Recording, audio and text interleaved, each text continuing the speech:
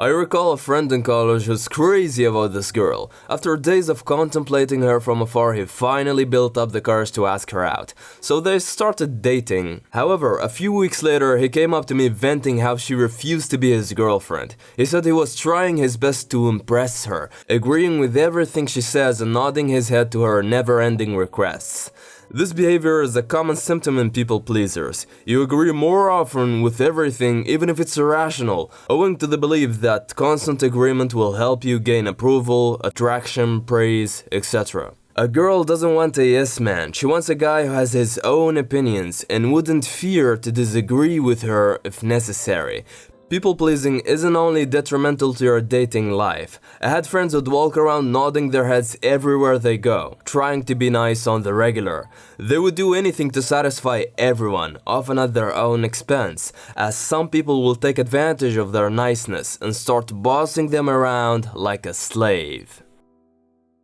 Being agreeable all the time is another form of lying. Do you really agree with every single opinion? The odds are no. Then if you keep nodding to whatever people say, you're simply lying to them. Make it a habit to say no whenever you disagree. You'll be surprised at how much respect you'll gain just by telling the truth than by deceiving others, concurring with every opinion. You will appear more powerful by overtly expressing your unorthodox ideas than by operating through a niceness pretense. You'll be perceived as someone who owns a strong sense of reality. You know who you are, you value your own beliefs and boundaries by disagreeing with people whenever the case necessitates. The second common symptom is trying to be nice everlastingly. You see these guys striving to act accordingly all the time. They have like this quota of good deeds for the day, so they'd walk around serving favors, free drinks, and whatnot. Now, there are two possible causes for this over-niceness. The first one is selfishness. If you dig into it, your niceness is a means to an end, a tool you use regularly to get your dose of approval out of people. You've hit an extreme point where your sense of self-worth is based on how many good deeds you do on a daily basis. And so if you try to act normal, aka not nice, your self-esteem declines. You do more and more favors, you nod your head to everyone so you can feel good about yourself. This is number one. Number two is fear. Your people-pleasing is interwoven with preconceptions about how the world ought to be.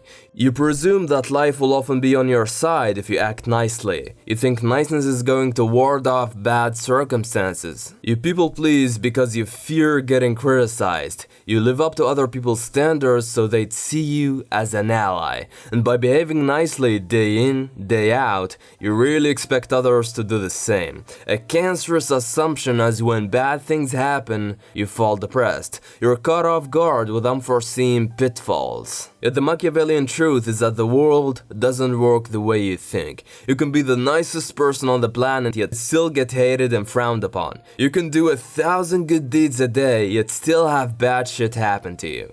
There are cases where you have to be bad, to show anger, to shield your boundaries and values. If satisfying others is your priority, you will live enslaved to their infinite wants and needs. It's crystal clear now that people-pleasers experience life through a utopian lens. Their preconceptions about how life ought to be are worlds apart from how life is in actuality. To break this irrational pattern, slowly acclimate yourself with the belief that life is unfair. Nature has its own rules. It's solely based on randomness, chaos, and sometimes callousness. Nature has been functioning by these rules for eons. You can't just show up now and be like, you know what, nature, I'm gonna be nice to everyone and you'll make my life amazing. Yeah, good luck with your preconceptions, buddy. Now, this is not a call to becoming an asshole with people, okay? I'm just trying to snap you back to reality. You have to position yourself in the midst of the spectrum. Use niceness or badness only when the case necessitates.